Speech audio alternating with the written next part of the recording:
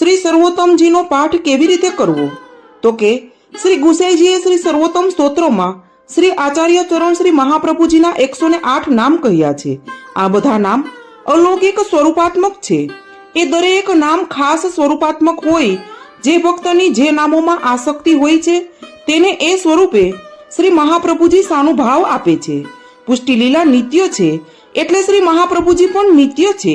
એથી સર્વોત્તમના પાઠ કરનારાઓએ એમ જ જાણવું કે શ્રી વલ્લભ મારી સામે સાક્ષાત બિરાજ્યા છે.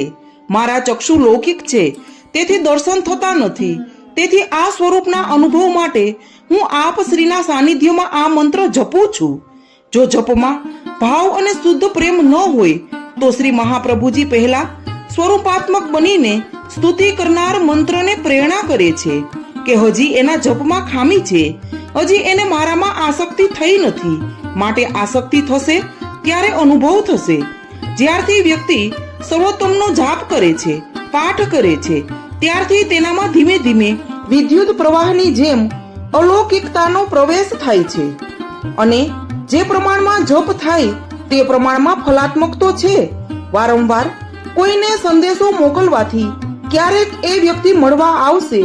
એ જ પ્રકારે આપણે આપણા આત્માના અલૌકિક સંબંધી શ્રી મહાપ્રભુજીને જપ રૂપે સંદેશો મોકલ કરીએ તો આપ શ્રી કૃપા કરી સ્વાનુભાવ આપ્યા વગર રહે જ નહીં.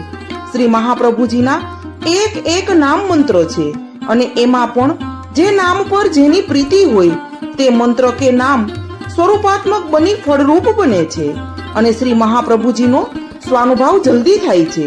શ્રી સર્વોત્તમજી મહાન છે, તેના ઋષિ શ્રી ગુસાઈજી છે, એટલે તેનો જાપ કરતા આપણી જીભ પર શ્રી ગુસાઈજી બિરાજીને જપતા હોય એવો ભાવ પણ કરી શકાય. આપણે એ જ વિચારવું કે મારા જેવા પામર દુષ્ટ જીવમાં શું સામર્થ્ય છે કે સર્વોત્તમજીનો જાપ કરી શકે. જીવ સ્વભાવતઃ દુષ્ટ છે, એટલે આનો અધિકાર તો માત્ર પરમ કૃપાળુ શ્રી ગુસાઈજીને જ છે.